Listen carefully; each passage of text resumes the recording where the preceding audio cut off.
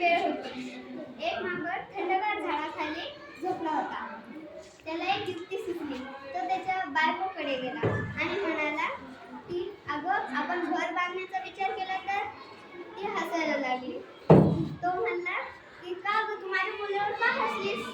ती म्हणली, तुमच्या पूर्वजांनी दरवर्षी हाच विचार केला होता. त्यांना काही जमलं नाही, तुम्हाला काय जमणार?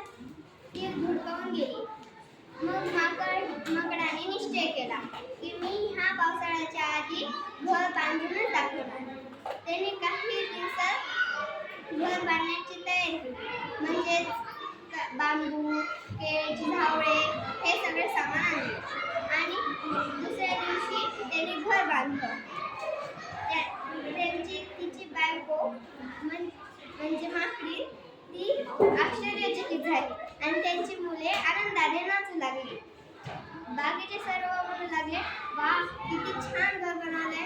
आणि काही माकडे म्हणू लागली, ह्याने आपली परंपरा तोडली, आपण ह्याचं घर उद्ध्वस्त करूया. त्या सगळ्या माकडांनी घर उद्ध्वस्त